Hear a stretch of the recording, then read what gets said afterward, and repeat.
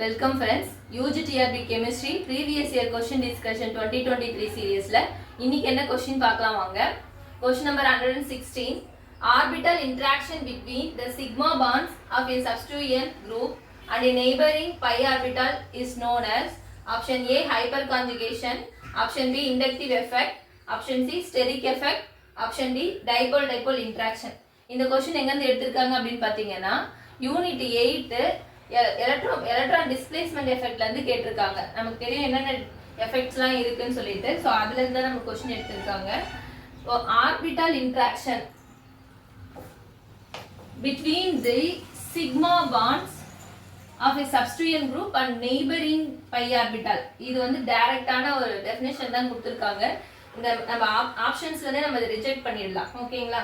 So first பாருங்க dipole இன்டராக்ஷன்ன்றது என்னன்னா plus minus இருக்கிற ஒரு போலார் காம்பவுண்ட்குள்ள தான் இந்த டைபோல் இன்டராக்ஷன் இருக்கும். சோ அதை நம்ம எலிமினேட் பண்ணிடலாம். தென் ஸ்டெரிக் எஃபெக்ட்னு பாத்தீங்கன்னா ஸ்டெரிக் எஃபெக்ட் வந்து பல்கி குரூப் இருக்கிற சப்ஸ்டிட்யூயன்ட்ல தான் ஸ்டெரிக் எஃபெக்ட் இருக்கும். நமக்கு அந்த மாதிரியான எந்த ஒரு பாயிண்ட்டுமே இங்க கொடுக்கல. So this also eliminated. And inductive எஃபெக்ட்னு பாத்தீங்கன்னா சிக்மா எலக்ட்ரான் என்ன ஆகும்னு பாத்தீங்கன்னா ஷிஃப்ட் ஆகும். ஓகேவா? சிக்மா எலக்ட்ரான் ஷிஃப்டிங் மட்டும் தான் சொல்லுவாங்க தவிர நெய்பரிங் பை ஆர்பிட்டால அதை லிங்க் பண்ணிருக்க மாட்டாங்க. ஓகே, சோ இண்டக்டிவ் எஃபெக்ட்டும் அதுல வராது. சோ அப்ப என்ன வரும்னு பாத்தீங்கன்னா ஹைப்பர் கான்ஜுகேஷன். நம்ம இத படிச்சனாவே டைரக்டா ஆன்சர் பண்ணிடலாம். சோ இங்க வந்து சிக்மா எலக்ட்ரான்ஸ் ஆஃப் சப்ஸ்டிட்யூயன்ட் குரூப் என்ன பண்ணுதுன்னா நெய்பரிங் பை ஆர்பிட்டாலோட இன்டராக்ட் ஆகும். ஆக்சுவலா பி ஆர்பிட்டால்ஸோட இன்டராக்ட் ஆகும்னு கொடுத்திருப்பாங்க. சோ அன்சாச்சுரேட்டட் காம்பவுண்ட்னு வரும்போது என்ன ஆகும்னா அங்க வந்து பை பாண்ட்ஸ் இருக்கும். சோ அந்த பை ஆர்பிட்டால்ஸ்ல தான் என்ன ஆகும்னா இன்டராக்ஷன் நடக்கும் சிக்மா பாண்ட்ஸோட. ஓகேவா? சோ இது டைரக்ட் அண்ட் சிம்பிள் क्वेश्चन தான். ஹைப்பர் கான்ஜுகேஷன் தான் இந்த क्वेश्चनக்குனான ரைட் ஆன்சர். சோ 116 க்கு ஆன்சர் என்னன்னு பாத்தீங்கன்னா option A. Next question. In which of the following compounds esterification reaction does not take place? Option A 2-methyl benzoic acid, option B 3-methyl benzoic acid, option C 4-methyl benzoic acid, option D 2-methyl phenyl acetic acid. இந்த question எங்க இருந்து எடுத்திருக்காங்கன்னு பாத்தீங்கன்னா unit 8ல இருந்து தான் கேட்டிருக்காங்க. Steric effect கான்செப்ட்ல இருந்து கேட்டிருக்காங்க. நமக்கு தெரியும் ஸ்டெரிக் எஃபெக்ட்னா என்னன்னா பல்கி குரூப் பிரசன்டா இருந்துச்சுன்னா அங்க வந்து ஸ்டெரிக் என்ட்ரன்ஸ் இருக்கும். சோ ரியாக்ஷன் கேரி அவுட் பண்றதுல வந்து நமக்கு வந்து பாசிபிளான ப்ராடக்ட் கிடைக்காது. ஓகேங்களா? சோ அந்த கான்செப்ட் பேஸ் பண்ணி நம்ம பார்த்தோம்னா பாருங்க esterification reaction does not takes place. இதுதான் நம்மளோட क्वेश्चन. எஸ்டரிஃபிகேஷன் நடக்காத. இப்போ இங்க கொடுத்திருக்கிறதெல்லாம் சப்ஸ்ட்ரேட். இந்த சப்ஸ்ட்ரேட்டை யூஸ் பண்ணி நம்ம எஸ்டரிஃபிகேஷன் கொண்டு போறோம் வச்சுக்கீங்களேன். எந்த ரியாக்ஷன் எந்த மாதிரியான சப்ஸ்ட்ரேட் வந்து எஸ்டரிஃபிகேஷன் ரியாக்ஷன் நடக்காது அப்படின்றத நம்மளோட क्वेश्चनா இருக்கு. ஓகேவா? அப்ப பாத்தீங்கன்னா இங்க பல்கி குரூப் எங்க அதிகமா பிரசன்ட் ஆகுது. இப்போ இந்த ஆப்ஷன் எடுத்தீங்கன்னா இது பேரா பொசிஷன்ல இருக்கு. சோ பேரா பொசிஷன் போது இங்க சப்ஸ்டிடியூஷன் ஈஸியா நமக்கு நடக்கும். அதுவே நம்ம இங்க இந்த ரெண்டு சப்ஸ்டிடியூஷன் பாருங்க, இது மெட்டா பொசிஷன். இங்க பல்கி குரூப்புக்கு ரெண்டுத்துக்கும் இடையில ஸ்டெரிக் இன்டரன்ஸ் வந்து கம்மியா தான் இருக்கு. ஓகேவா? சோ இந்த ரெண்டு ஆப்ஷன் நம்ம ரிஜெக்ட் பண்ணிடலாம். இப்போ நம்ம இந்த ரெண்டு ஆப்ஷன் மட்டும் பார்க்கலாம், A and D. இது ரெண்டுத்தையும் கம்பேர் பண்ணும்போது நமக்கு இங்க தான் வந்து ஆல்கஹால் ஆட் ஆகி எஸ்டரிஃபிகேஷன் ரியாக்ஷன் நடக்கும். ஓகேவா?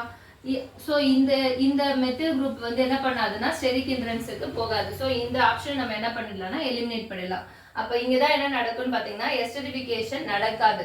ரீசன் என்னன்னா இந்த ஆசிட் குரூப்போட தான் வர இன்கமிங் ஆல்கஹால் ரியாக்ஷன் போயிட்டு எஸ்டரிஃபிகேஷன் அண்டர்கோ ஆகும். ஆனா இந்த மெத்தில் குரூப் என்ன பண்ணணும்னா பல்கி குரூப்புக்கு வந்து பக்கத்துலயே இருக்கிறதுனால இதுதான் என்ன பண்ணணும்னா ஸ்டெரிக் இன்டரன்ஸை கிரியேட் பண்ணும். சோ இந்த சப்ஸ்ட்ரேட் தான் என்ன போகும். 117 க்கு ஆன்சர் என்ன அப்படினு பாத்தீங்கன்னா option A. Next question 118. The major product in the elimination reaction CH3CH2 CH3Br CH3 gives C2H5O-. Option A CH3CH2 CH3 double bond CH2. Option B CH3CH double bond CH3 twice. Option C CH3CH2 CH3O C2H5 CH3. Option D CH3CH2 CH2 CH2 CH2Br. இந்த question எங்க இருந்து எடுத்திருக்காங்க அப்படினு பாத்தீங்கன்னா unit 8 elimination கான்செப்ட்ல இருந்து கேட்டிருக்காங்க. Okay, elimination reaction நடக்கும்போது மேஜர் ப்ராடக்ட் என்ன அப்படின்னு கேட்டிருக்காங்க. எலிமினேஷன் ரியாக்ஷன் வந்து 2 ரூல்ஸ் பேஸ் பண்ணி நடக்குது. ஓகேங்களா, ஒன்னு என்னன்னு பாத்தீங்கன்னா Saytzeff rule, another one is Hofmann rule. அது எதை பேஸ் பண்ணிருக்கோம்னா, ஒன்னு சப்ஸ்ட்ரேட்டை பேஸ் பண்ணிருக்கலாம், இல்லைன்னா நம்ம யூஸ் பண்ற பேஸ் இருக்கு இல்லைங்களா, அதை டிபெண்ட் பண்ணிருக்கலாம். ஓகேங்களா, அதர்வைஸ் நம்ம யூஸ் பண்ற இங்க லீவிங் குரூப் இருக்கு இல்லையா, இந்த லீவிங் குரூப்பை பொறுத்து நம்மளுடைய ப்ராடக்ட் வந்து எந்த ரூலை யூஸ் பண்ணி நம்ம மேஜர் ப்ராடக்ட் வரும் அப்படின்ட்டு நம்ம பார்ப்போம். ஓகேங்களா, ஸோ இங்க லீவிங் குரூப் வந்து லீஸ்ட் லீவிங் குரூப் ஃப்ளூரின் இந்த மாதிரியான லீஸ்ட் லீவிங் குரூப் இருந்துச்சுன்னா கண்டிப்பா அது வந்து ஆஃப்மேன் ரூலுக்கு போகும். அதே மாதிரி பேஸ் வந்து பல்கி பேஸ் இருந்துச்சுனாலும் ஆஃப்மேன் ரூலுக்கு போகும். ஓகேங்களா, அது இல்லாம ஹைட்ரஜன் பெராக்சைடு இந்த மாதிரியான சப்ஸ்டிடியூயன்ட் அங்க பிரசன்டா இருந்துச்சுனாலும் அதுவும் என்ன பண்ணணும்னா ஆஃப்மேன் ரூலுக்கு போகும். இப்போ நமக்கு அந்த மாதிரியான ஆப்ஷன்ஸே நமக்கு கொடுக்கல. அப்போ இது கண்டிப்பா வந்து சேஸ்டேட் ரூல் படிதான் நமக்கு வந்து மேஜர் ப்ராடக்ட் கிடைக்கும். ஓகேங்களா, எலிமினேஷன் நடந்துச்சுன்னா இங்க என்ன வரும்னா டபுள் பாண்ட் ஃபார்மேஷன், அதாவது நமக்கு வந்து அன்சாச்சுரேட்டட் காம்பவுண்ட் வந்து ஃபார்ம் ஆகும் எலிமினேஷன் ரியாக்ஷன்ல. அப்படி பார்க்கும்போது நமக்கு இந்த ப்ராடக்ட் வருமானு பாத்தீங்கன்னா கண்டிப்பா வராது. there is no unsaturated. Okay, that is double bond or triple bond present ஆகல. ஸோ இந்த ப்ராடக்ட்டும் வராது, இந்த ப்ராடக்ட்டும் வராது. ஸோ இதை ரெண்டுத்தையும் நம்ம எலிமினேட் பண்ணிக்கலாம். ஓகேவா, ஸோ இப்போ இந்த ஆப்ஷன்ஸ் தான் எந்த ஆன்சர் நமக்கு வரும் அப்படின்னு சொல்லிட்டு பார்க்க போறோம். சேஸ்டேட் ரூல் என்ன சொல்லுதுன்னு பார்த்தீங்கன்னா, இப்போ இங்கே பாருங்க, நான் இந்த புரோமின் வந்து இந்த பேஸ் என்ன பண்ணுங்க அப்ஸ்ட்ராக்ட் பண்ணிட்டு போயிடும். அப்போ இங்க என்ன வரும்னா கார்போ கேட்டையான் ஃபார்ம் ஆகியிருக்கும். ஸோ இந்த கார்போ கேட்டையான் ஃபார்ம் ஆகியிருக்கு இல்லையா, இப்போ வந்து எங்க இருந்து ஹைட்ரஜன் வந்து ரிமூவ் ஆக போகுது அப்படின்னு சொல்லிட்டு பார்த்தீங்கன்னா, ஒன்னு இந்த நெய்பரிங் இந்த ஆல்பா இந்த பொசிஷன், இல்லைன்னா இந்த பொசிஷன், இல்லைன்னா இந்த பொசிஷன், இந்த ஆல்பா பொசிஷன்ல இருக்கிற கார்பன்ல இருக்கிற எந்த ஹைட்ரஜனை ரிமூவ் பண்ண போகுதுதான். ஆஃப்மேன் ரூல் என்ன சொல்லுதுன்னா, லீஸ்ட் ஹைட்ரஜன், அதாவது லீஸ்ட் குரூப் இருக்குது இல்லைங்களா, அதுல இருந்து நம்ம ஹைட்ரஜனை ரிமூவ் பண்ணனா அது ஆஃப்மேன் rule.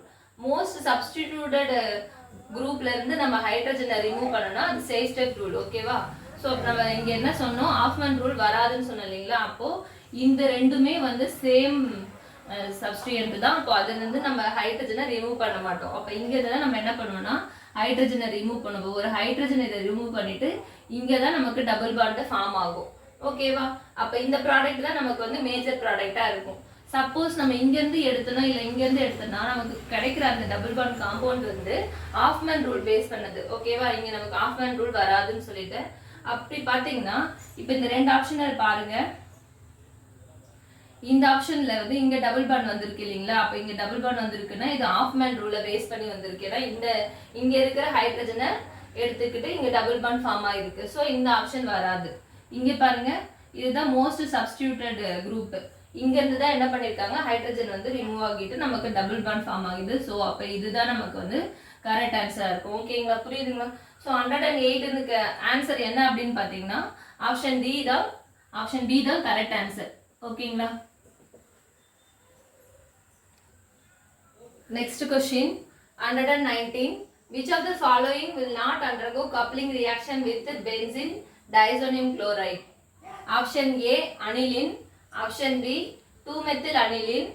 Option C, NN 2,6 tetramethyl aniline. Option D, NN dimethyl aniline. இந்த क्वेश्चन எங்க எடுத்திருக்காங்கன்னு பாத்தீங்கன்னா யூனிட் 8ல இருந்து தான் கேட்டிருக்காங்க. ஸ்டெரிக் எஃபெக்ட் பேஸ்ட் கான்செப்ட் தான். ஓகேங்களா. சோ இங்க என்ன கேட்டிருக்காங்க பாருங்க, does not undergo. இது சேம் லாஸ்ட் क्वेश्चन பார்த்தீங்களா, அதே மாடல் தான். coupling reaction with benzene diazonium chloride. இப்போ இந்த 4 ஆப்ஷன்ஸ்ல எந்த ரியாக்ஷன் வந்து coupling reaction போகாது அப்படின்றது கேட்டிருக்காங்க benzene diazonium chloride ஓட. ஓகேவா. சோ நம்மளோட சப்ஸ்ட்ரேட் எல்லாம் அப்சர்வ் பண்ணாவே புரிஞ்சிடும் நமக்கு எது வந்து பல்கி குரூப்பா இருக்கோ அதுதான் என்ன பண்ணாதுன்னா benzene diazonium chloride coupling reaction போகாது. அப்படி பாத்தீங்கன்னா இந்த ஆப்ஷன்லயே பல்கி சப்ஸ்டிடியூயன்ட்டா இருக்கிறது எதுன்னு பாத்தீங்கன்னா இந்த ஆப்ஷன் தான். சோ அதை வச்சு நம்ம மற்ற ஆப்ஷன்ஸ் எல்லாம் ரிஜெக்ட் பண்ணலாம், ஈஸியா ஆன்சர் போட்டுடலாம். சோ ஆன்சர் என்ன அப்படின்னு பாத்தீங்கன்னா ஆப்ஷன் சி தான் கரெக்ட் ஆன்சர். ஓகேங்களா. 19க்கு ஆன்சர் என்ன அப்படின்னு பாத்தீங்கன்னா ஆப்ஷன் சி தான் correct answer. Thank you friends.